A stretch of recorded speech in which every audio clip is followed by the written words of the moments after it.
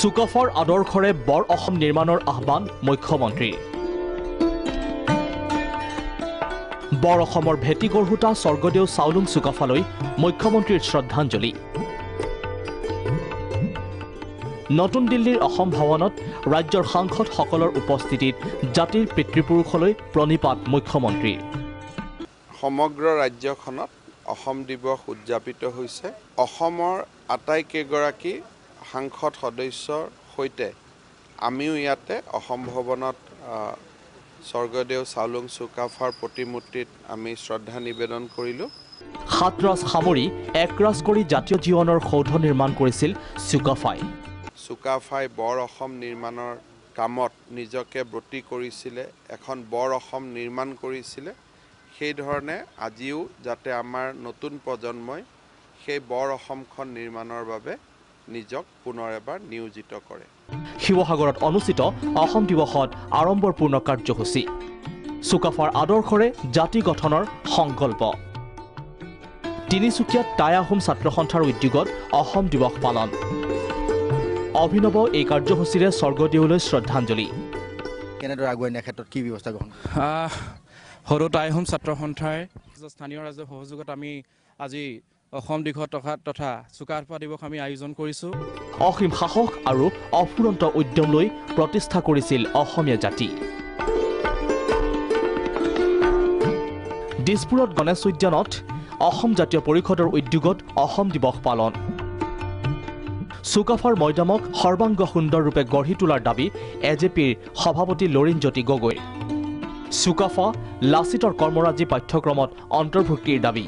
যে উঠি অহা নতুন প্ৰজন্মই এই আদৰ্শসমূহ জনা দৰকাৰ। সেই আদৰ্শৰে সমাজখনক আগবঢ়াই লৈ যাব লাগিব।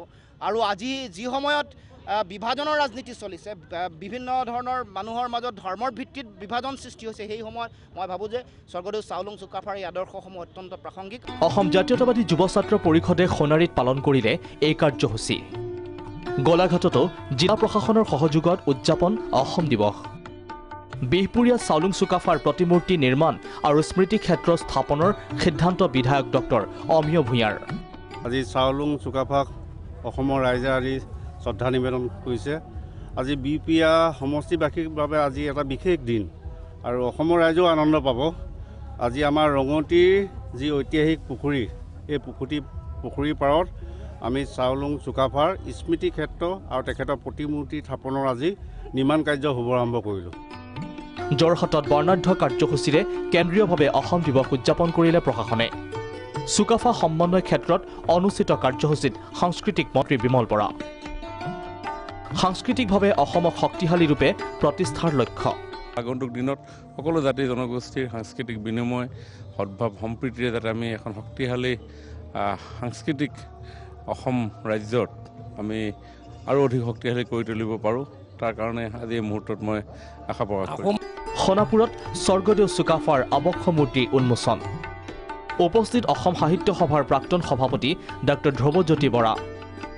চৰাইদেউ মৈদামত জাতিৰ পিতৃপুৰুষলৈ শ্ৰদ্ধা নিবেদন আলফা স্বাধীনৰ নেতা অৰবিন্দ ৰাজখোৱাৰ।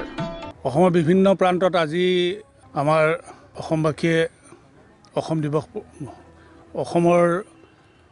অসমীয়া জাতিৰ পিতৃপুৰুষজনক আজি শ্ৰদ্ধা তৰ্পণ কৰিছে। ইপিনে অসম দিৱসৰ কাৰ্যসূচী পালনৰ মাজতে মুখ্যমন্ত্ৰী ডক্টৰ হিমন্ত বিশ্ব শৰ্মাৰ বিৰুদ্ধে গুৰুতৰ অভিযোগ প্ৰদেশ কংগ্ৰেছৰ সভাপতি ভূপেন বৰাৰ। মুখ্যমন্ত্ৰীৰ কথা বতৰাত চুকাফাৰ আদৰ্শ নাই। আজি মই আমাৰ অসমৰ মুখ্যমন্ত্ৰীয়ে টুইটাৰত লিখিছে যে আমি অসমৰ প্ৰত্যেকগৰাকী সন্তানে আমি চুকাফাক অনুসৰণ কৰিব লাগে।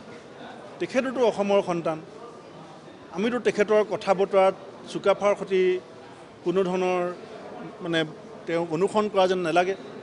কাৰণ তেওঁ কথাই যিখিনি কথা কয়, তেওঁ ভাষাক লৈ পেলাই যিধৰণে কথা কয়, ধৰ্মক লৈ যিধৰণে কথা কয়, অঞ্চল ভিত্তিক তেওঁ ভাগ কৰিব বিচাৰিছে। এইদৰেই 600 বছৰীয়া গৌৰৱোজ্জ্বল আহোম ৰাজত্বৰ পাতনি মেলা স্বৰ্গদেউ চুকাফাক স্মৰণ কৰিলে অসমীয়া জাতিয়ে। Bureau' report Prag news.